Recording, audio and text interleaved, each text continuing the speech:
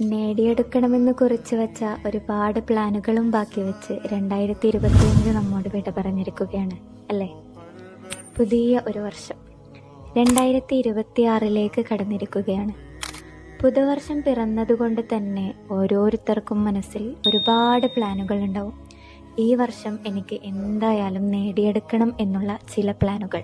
പക്ഷേ ഇതുപോലെ തന്നെ കഴിഞ്ഞ വർഷം തുടങ്ങുമ്പോൾ മനസ്സിൽ കുറിച്ച് വെച്ച നമ്മുടെ പ്ലാനുകളൊക്കെ ഇപ്പോൾ എന്തായി? നമുക്ക് ചെയ്തു തീർക്കാൻ പറ്റിയിട്ടുണ്ടോ? ചിലർ നേടി, ചിലർ നേടിയില്ല അല്ലേ? പ്ലാനുകൾ അവിടെ ബാക്കി വെച്ച് ആ വർഷം നമ്മോട് വിട പറഞ്ഞിരിക്കുകയാണ്.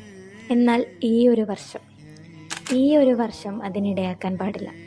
നമുക്ക് എന്ത് പ്ലാനാണോ ഉള്ളത് ആ പ്ലാൻ മനസ്സിൽ കണ്ട് നിങ്ങൾ ഇവിടെ ഇപ്പോൾ ഒരു നിയ്യത്തെടുക്കുക. തീർച്ചയായും നിങ്ങൾക്ക് 2025 ചെയ്തു തീർക്കാൻ പറ്റാത്ത ആ കാര്യം ഈ വർഷം നിങ്ങൾക്ക് ഉറപ്പായും ചെയ്തു തീർക്കും.